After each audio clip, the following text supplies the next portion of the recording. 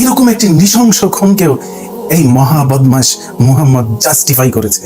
এক নাস্তিক দাবি করেছে একটা হাদিস দিয়ে নাকি ইসলামকে ঘৃণা করা সম্ভব, আর নবীজি সাল্লাল্লাহু আলাইহি সাল্লাম নাকি নাউজুবিল্লাহ অনেক খারাপ ছিলেন। ওই নাস্তিককে বলতে চাই, অল্পবিদ্যা যে ভয়ঙ্কর তার প্রমাণ আপনি নিজেই। যে হাদিস দেখিয়ে আপনি মানুষকে ইসলাম থেকে বের করতে চাইছেন, সেই হাদিসের আসল সত্য আর আন্তর্জাতিক পরিসংখ্যান যদি সামনে আনি ভাই, তবে লজ্জা লুকানোর জায়গা পাবেন না। আজ তথাকথিত মুক্তমারাদের মিথ্যাচারের মুখোশ এমন ভাবে খুলব যে এরপর আপনি নিজের যুক্তিতে নিজেই থুতু দেবেন।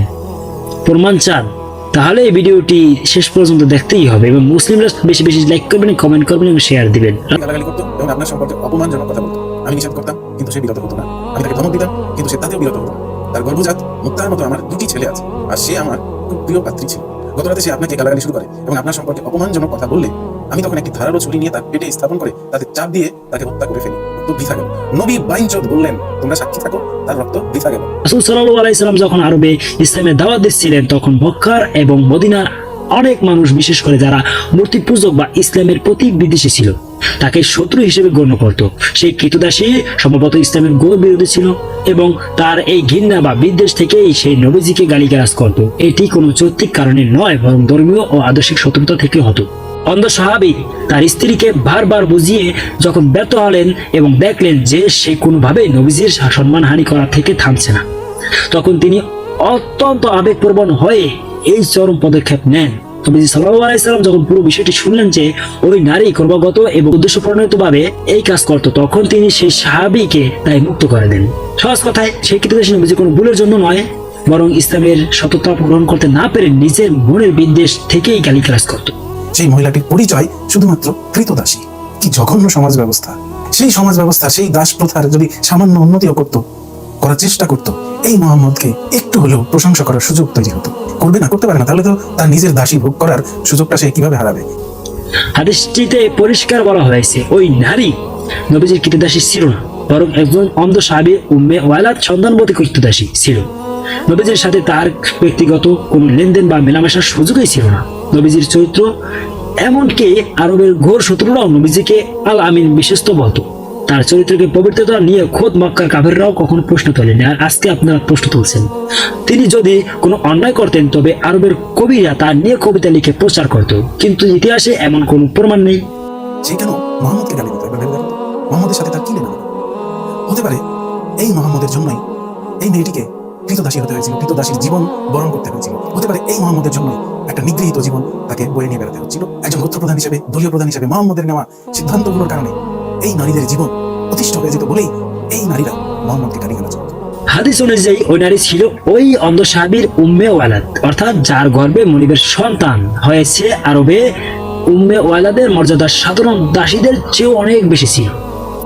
যদি নবীজি সাল্লাল্লাহু আলাইহি সাল্লাম তার সাথে কোনো অনৈতিক আচরণ করতেন, তবে ওই নারী অবশ্যই তার মনিবকে, যিনি তার সন্তানের পিতা, তাকে জানাতেন। সে বলতে পারতো, তুমি যাকে নবী মানো সে তো আমার সাথে এই অন্যায় করেছে, অনৈতিকতা করেছে, কিন্তু সে তো বলেনি, বরং সে কেবল গালিগালাজই করত। ওই সাহাবী নবী সাল্লাল্লাহু আলাইহি সাল্লামকে প্রাণ দিয়ে ভালোবাসতেন। তিনি যদি তিনি জানতেন যে নবীজি তার দাসীর সাথে কোনো অনৈতিক কাজ করছেন, তবে তিনি কখনোই নবীজির সম্মান রক্ষাতে নিজের সন্তানের গর্ভবতী স্ত্রীকে হত্যা করতেন না। একজন মানুষ তখনই তার আপনজনকে হত্যা করার মতো কঠিন সিদ্ধান্ত নেয় যখন সে নিশ্চিত হয় সে অপরপক্ষ দাসী কোনো কারণ ছাড়াই অন্যায়ভাবে তার প্রিয় আদর্শকে, নবীকে অপমান করেছে। গালি দেওয়া আর অভিযোগ একই জিনিস নয় ভাই। তাহলে তো বিনা কারণে মুহাম্মদকে গালিগালাজ করার কথা। শুধু একটা মেয়ে তার জীবনের হুমকি থাকা সত্ত্বেও প্রাণের মায়া ত্যাগ করে কেন মুহাম্মদকে গালি দেবে? তাহলে চিন্তা করেন, এই মুহাম্মদ নারীদের জীবনে কতটা অভিশাপ হয়ে দেখা দিয়েছিল। এই নারীগুলোর দৈনন্দিন জীবনের নির্যাতনের প্রত্যক্ষ কারণ হয়তো ছিল তাদের মনি কিংবা অন্য কেউ, কিন্তু পরোক্ষ কারণ ছিল সবসময় একজন, সে হচ্ছে মুহাম্মদ। যদি নবীজির কোনো দোষ থাকতো, তবে সেই নারী মদিনার মুনাফিক বা ইহুদিদের বা কাছে গিয়ে অভিযোগ করতে পারত। মদিনায় নবীর শত্রুর অভাব ছিল না, যারা নবীর নামে একটা ছোট খুঁত পেলে তার নিয়ে পুরো আরবে তোলপাড় করে দিত। কিন্তু ইতিহাসে এমন কোনো অভিযোগের অস্তিত্ব নেই, ছিল কেবল ঘৃণা থেকে আসা গালিগালাজ, যেমনটা তার চাচা আবু জাহেলও করেছিল। এরকম একটি নৃশংস খুনকেও এই মহা বদমাশ মুহাম্মদ জাস্টিফাই করেছে। এবার আরো একটা পয়েন্ট লক্ষ্য করেন, ইচ্ছা হয়েছে খুন করেছে, কোনো বিচার নেই, সালিশ নেই, কারো মুখাপেক্ষী নয়, তার কাছে ভালো লাগেনি, সে খুন করেছে। নবীজি সাল্লাল্লাহু আলাইহি সাল্লাম কিন্তু খবর পাওয়া মাত্রই সাহাবীকে শাস্তি দেওয়া থেকে বিরত থাকেননি। তিনি আগের জনসম্মুখে ঘোষণা দিলেন যে হত্যাকারী যেন সামনে আসে। যখন ওই অন্ধ সাহাবী এসে ঘটনার বিস্তারিত বর্ণনা দিলেন, যেখানে ওই নারী যে নিয়মিত গালি দিত তার প্রমাণ পাওয়া গেল, তখনই কেবল নবীজি সাল্লাল্লাহু আলাইহি সাল্লাম ফয়সালা দিলেন, অর্থাৎ এটি কোনো গোপন হত্যাকাণ্ড ছিল না, সাহাবী তার কাজের যৌক্তিক কারণ লিগ্যাল জাস্টিফিকেশন পেশ করেছিলেন। মুখস্থ করে এবং এই হাদিসগুলোকে নৈতিকতার মানদণ্ড হিসেবে ধরে নিয়ে যে হুজুররা লেখাপড়া করছে, তাদের মধ্যে একেবারে একটা দানব তৈরি হওয়া কি খুবই অস্বাভাবিক? কারণ এই যে বাংলাদেশে এখন মব ভায়োলেন্সের সরাসরি উৎপত্তি থেকে হয়েছে ইসলাম থেকে। আপনার কাছে মনে হয়েছে কি অন্যায় করছে, ব্যাস তাকে খুন করে ফেলবে। এই মব ভায়োলেন্স, এই লিংসিং সেই তৎকালীন আরব সমাজ থেকে ইসলামের মাধ্যমে আমাদের এই পর্যন্ত প্রবাহিত হয়ে আসছে। সেই বর্বর যুগের নিয়ম কানুন এখনো আমাদেরকে কলুষিত করে চলছে। মক্কায় কাফেররা তাকে পাথর মেরে রক্তাক্ত করেছে, তিনি তাদের জন্য দোয়া করেছেন। হিন্দা রাদিয়াল্লাহু তাআলা আনহু নবীর প্রিয় চাচা হামজা রাদিয়াল্লাহু তাআলা আনহু এর কলিজা চিবিয়ে খেয়েছিল। বিজয়ের পর তিনি তাকে ক্ষমা করে দিয়েছেন। যে নারী তাকে বিষ খাইয়ে মারতে চেয়েছিল তাকেও তিনি ক্ষমা করে দিয়েছেন। যদি নবীজির স্বার্থে বা রাগের কারণে কাউকে মারতেই হতো, তবে এদের কাউকে তিনি ছাড়তেন না। কিন্তু ওই কৃতদাসীর ক্ষেত্রে বিষয়টি ছিল ভিন্ন, যে ইসলামের সর্বোচ্চ পবিত্র সত্তাকে রাসূলের মর্যাদার ক্রমাগত চ্যালেঞ্জ করেছিল, মিথ্যা অপবাদ দিয়েছিল, গালিগালাজ করেছিল। রাসূল সাল্লাল্লাহু আলাইহি সাল্লাম মদিনায় যখন রাষ্ট্র প্রতিষ্ঠা করেন, তখন তিনি মদিনা সনদ তৈরি করেছিলেন। সেখানে ইহুদি, খ্রিস্টান এবং পৌত্তলিকদের সাথে মিলেমিশে থাকার এবং সবার ধর্মীয় স্বাধীনতার নিশ্চয়তা দেওয়া হয়েছিল। এটি প্রমাণ করে যে ইসলাম জোর জবরদস্তি বা সন্ত্রাস দিয়ে নয়, বরং সুশাসন সহাবস্থান দিয়ে প্রতিষ্ঠিত হয়েছে।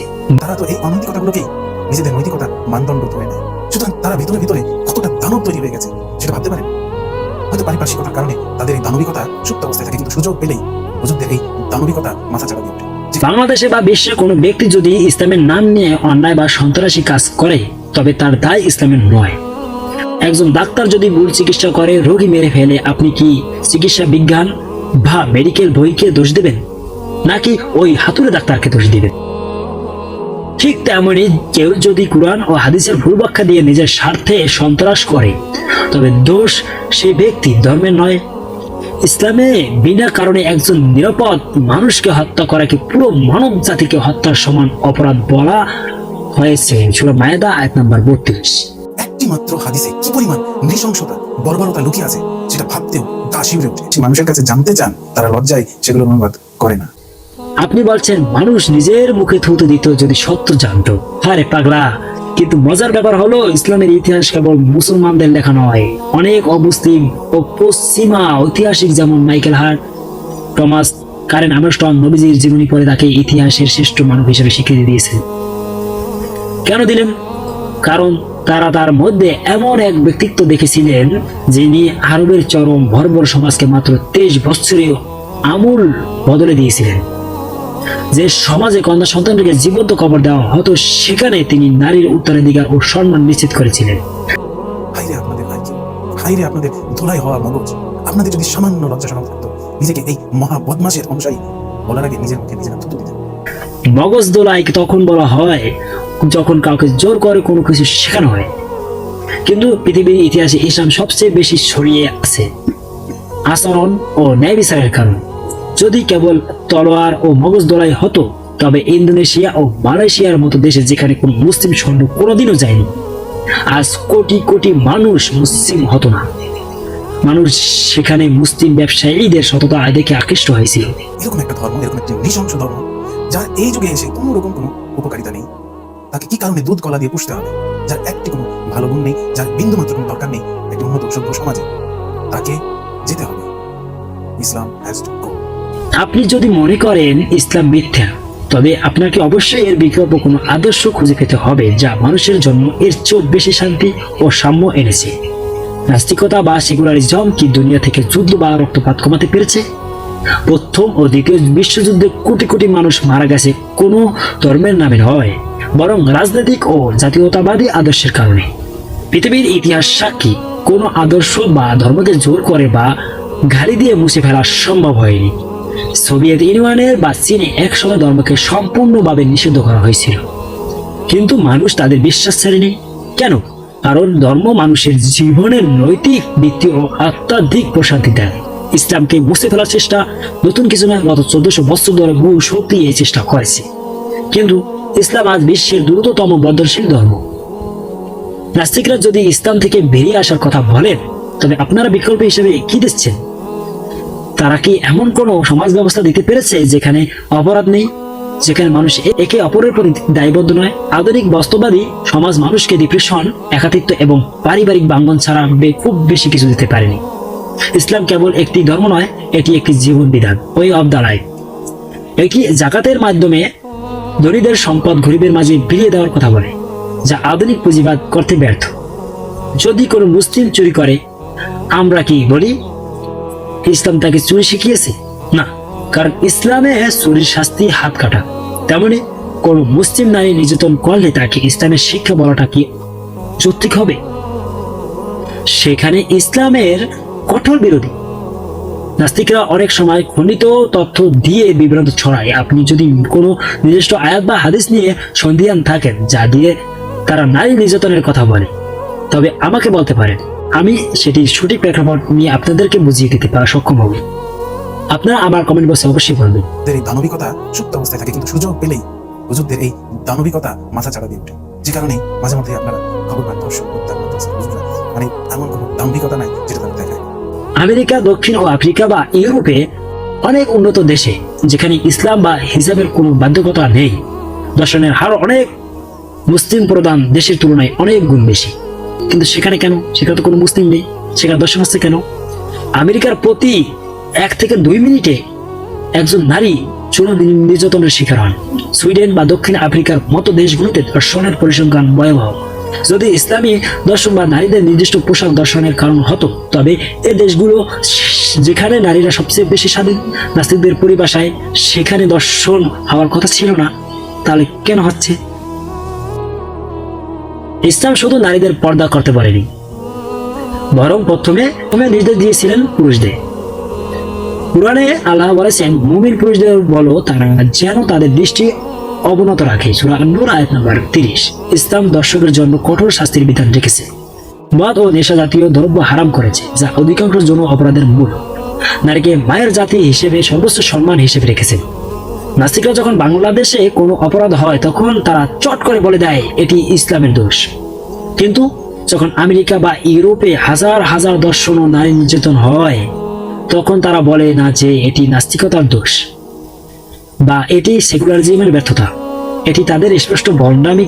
ইসলাম নারীকে ঘরে তালাবদ্ধ করে রাখতে বলেনি, বরং তাকে একটি নিরাপদ পরিবেশ দিতে চেয়েছে। পশ্চিমা বিশ্বের অনেক নারী এখন বলেছেন যে স্বাধীনতার নামে তাদের উপর ঘরের কাজের পাশাপাশি বাইরের রোবটের মতো কাজ করার বোঝা চাপিয়ে দেওয়া হয়েছে, এবং রাস্তাঘাটে তারা প্রতি মুহূর্তে লজ্জিত হওয়ার ভয়ে থাকেন। অন্যদিকে ইসলাম নারীর আর্থিক দায়িত্ব সম্পূর্ণ পুরুষের, যেমন বাবা, ভাই বা স্বামীর উপর দিয়েছে, যাতে তাকে অন্যের সংস্থানের জন্য বাইরে অসম্মানিত না হতে হয়। কিন্তু আফসোস, বাংলাদেশের নারীরা এবং বিভিন্ন নারীরা তার স্বাধীনতার নামে তার চাকরি এবং স্বাধীন পোশাক পরতে চায়, ল্যাংটা হয়ে চলতে চায়।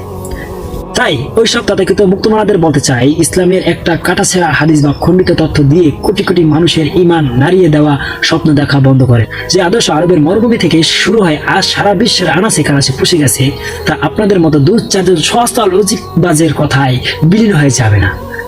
আপনারা আধুনিকতার নামে জঞ্জাল ছড়াচ্ছেন, আর ইসলাম শেখাচ্ছে সভ্যতা। দিন শেষে সত্যের জয় হবেই। যার মগজে পছন্দ আসে, সে সূর্যের আলোতে অন্ধকার দেখবে। এটাই স্বাভাবিক। দয়া করে নিজের অজ্ঞতাকে জ্ঞান বলে প্রচার করবেন না। সত্য জানুন, পড়াশোনা করুন, তারপর কথা বলুন। কারণ দিন শেষে ইসলাম ছিল, ইসলাম আছে এবং কিয়ামত পর্যন্ত ইসলাম থাকবে ইনশাআল্লাহ। ভালো থাকবেন। ভিডিওটি যদি ভালো লাগে আমার চ্যানেলটি অবশ্যই সাবস্ক্রাইব করে আমার পাশে থাকবেন। ধন্যবাদ।